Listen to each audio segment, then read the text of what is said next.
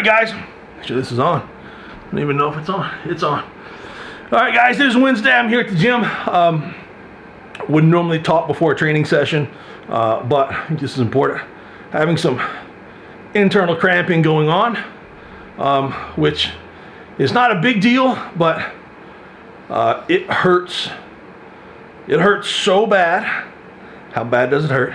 I'm losing some of my peripheral vision along the left side here. Hasn't gone on my right yet. Normally everything it comes on both sides when I start cramping and getting into a certain amount of pain. But on my warm-up sets, I can tell as I'm trying to tighten everything through my abdominal wall, the pain is increasing, and as I squat, I increase the internal pressure, and I can tell I'm continually losing my peripheral vision. It looks like lightning bolts going all down through here. So probably from here over, I'm almost blind at the moment. So I don't know how that's going to affect me, if I'm going to get dizzy, if I'm going to pass out. I'm probably going to back things down a little bit.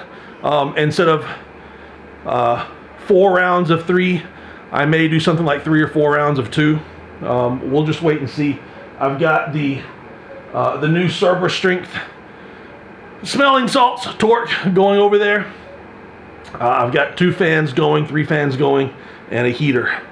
But give me just a couple of minutes to get my head to at least stop spinning a little bit, and crank up the music and we'll get moving.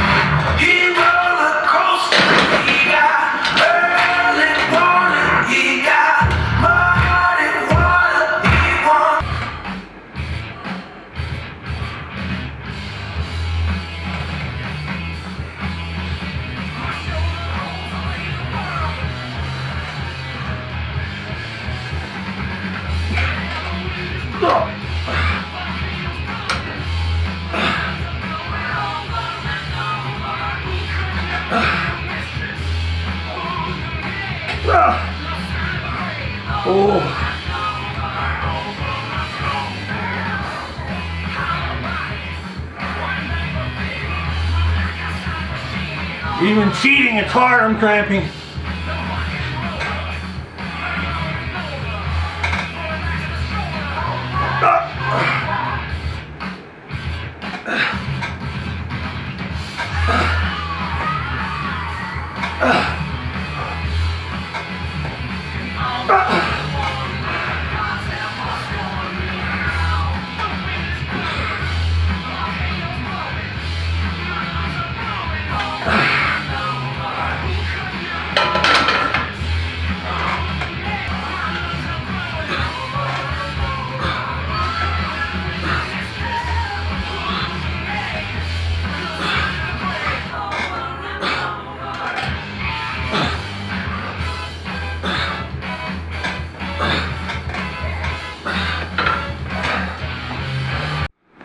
All right, that wraps up a fairly abbreviated, but I think, quite frankly, to the point, box squat session. My intestines, my insides are still cramping. I can feel them jumping through my shirt. Sometimes I can see my shirt jumping as well. But I made it through my training session. I didn't pass out. I didn't rip anything off the bone. I don't feel. So anyway, basically I said I was not going to do my 3 sets all the way around. I ended up go ahead and doing my 3 pyramids, increasing band tension every time, and then honestly it didn't feel that bad. So I walked away. I added another band. I added these. I have no idea what these are. Let me see. Nope. I don't have anything for reference. Well, what do we got here? This is the Elite FTS average band next to it. So it's about like an orange light band, somewhere around there. Added that on top of that, and did another single, and removed a 2-inch mat off the box, dropping me down to I think 15 inches. So you know that's solid. That was a long way down. I had to release all the Velcro straps on my suit, which is perfectly fine. Tightening them up was just going to change how I squatted, and it was going to slow me down, actually, which might have actually built more muscle. It would have slowed me down a lot on the way down, and then I would have exploded up. The issue you run into with that is if you tighten the suit all the way up, it's very easy to get out of the proper groove. And if you get in the wrong groove and then you apply maximal force, that's when things tear. That's absolutely when things tear. When you get in the wrong position and apply maximal force, you know, that's how wrestlers get hurt. That's how everybody, you know, gets hurt. You know, it's in the wrong position and maximal force. So there's a very high, you know, chance of something like that happening. You start tightening your gear down. So that's why a lot of people, I tell people all the time, don't if you're bench pressing on a shirt, don't force the bar down. Go down as far as you can go while remaining perfect, and then explode back up. You know, learn where you can work off boards, and this is me learning what kind of depth I can get with what kind of weight, and how tight I can get my gear. And I've taken 6 plates plus bands off of my normal height box with the straps fairly tight, at least cinched. They were all the way, you know, in, but that was also probably 20-25 pounds of body weight ago. So the suit's fitting me different in different spots now than it was, you know, 3-4 months ago. So anyway, I nailed that set off the low box. I felt it. I haven't seen it on video yet, but I felt I got really squirrely in the bottom looking for depth. And that was me letting my body get out of position a little bit. And if you have maximal weights and you start getting out of position, and then you start, you know, exploding to come up from there, that's, you know, bad. It's a recipe for disaster is what it is. But I came away, it was my 10th set, unscathed. I had written down in my notes that it changed the spin of good mornings, set up like speed deadlifts, so probably looking at 2 plates plus some light bands, 5 sets of 2 or 10 sets of 1. Opted not to do those. Want to let my back continue to heal, and I prefer right now to train my back, butt, hamstrings, traps, lats, everything on the reverse hyper. I think that's the most joint friendly thing for me to do right now that I can work hard on and I can make progress on, and I can use that to build all my other exercises with an extremely low chance of injury. With the good mornings, there's a low chance of injury, but it's a much greater chance of injury than the reverse hyper.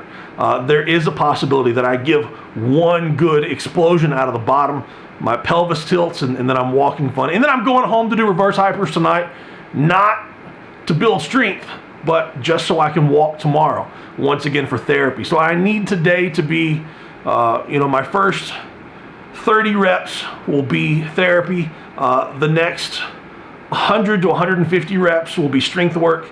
And then I'll do another 30 reps at the end. That'll be therapy again. And then probably just before I go to bed, another 3 sets of 10, really light, somewhere around, what's on there now? 110 kilograms. So 245 pounds is what's on there right now. Another 30 reps or so before I go to bed, just to get my back feeling good. Once again, same thing in the morning. So, pistol squats. The last time I tried the pistol squats with the SS yoke bar, 62 pounds. I went nowhere. So I cheated a little bit, rocked back. I had to use my both legs to help me stand up, but then I was trying to use just my planted leg to help me on the way down. I didn't feel that bad at the time. I was cramping a little bit in the quads, and right now I'm feeling my legs are they're starting to blow up, and they're cramping in odd places. They're cramping in places where they're really, really weak. So, opportunity. A set with, a set without. I did do some calf raises as well, and I'm getting out of here. My wife is in Brussels, meeting with the Parliament there, European Union Parliament, going to further advance, hopefully, the field of autism and autism awareness, meeting with Autism Europe and a lot of other people from around the world, kind of leading the way, heading the front, is what she and our team is doing. And I got them off to the airport late last night / early this morning, and then she's traveled a solid 14, 16 hours to get to the hotel. So that's it, guys. I'm going home, gonna eat some food. I'll say right here, my goal is at some point this weekend to weigh 132 kilograms. 132. Let me see what that is.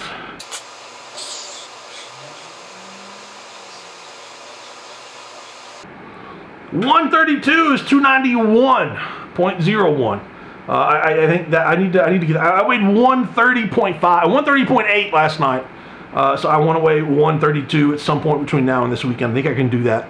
I think I can break 132, but it's not as easy as it seems. Not as easy as it seems. But with the box squats, I didn't help with the box squats today. The weight on the box squats, I don't even know what the total weight was. I knew my last round of speed sets were somewhere around 900 pounds at the top.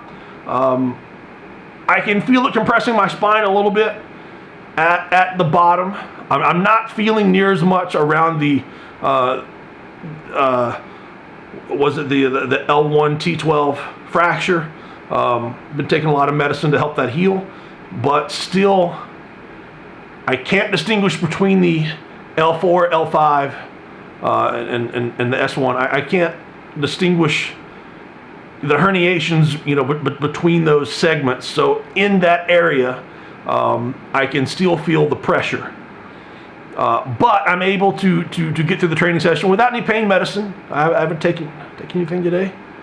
No, didn't take anything. Sudafed. My nose is a little stopped up, and I didn't want to be blowing snot everywhere while I was training today. So, not bad. But the weight total at the top, let me see. Roughly, we're at 332 bar weight. That's three plates plus the bar. The Mondo bands are 250. So that's 582. The heavy bands went on next. Those are 200.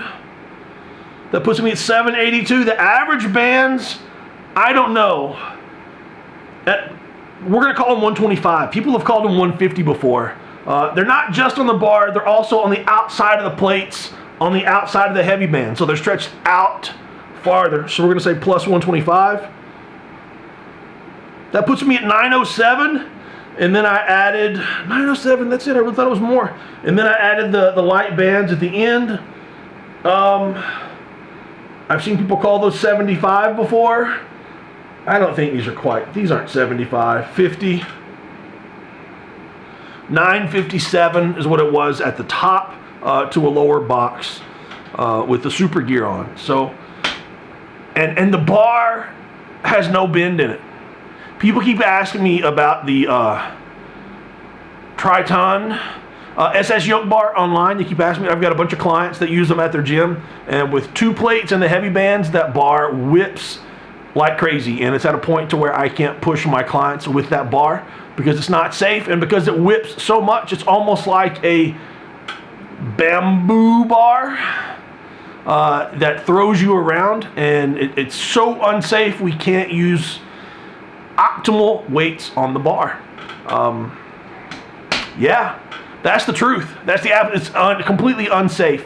And so you're looking at here, I had a total of more than 950 pounds on the bar. It's not bending, and it's not destroying my neck either.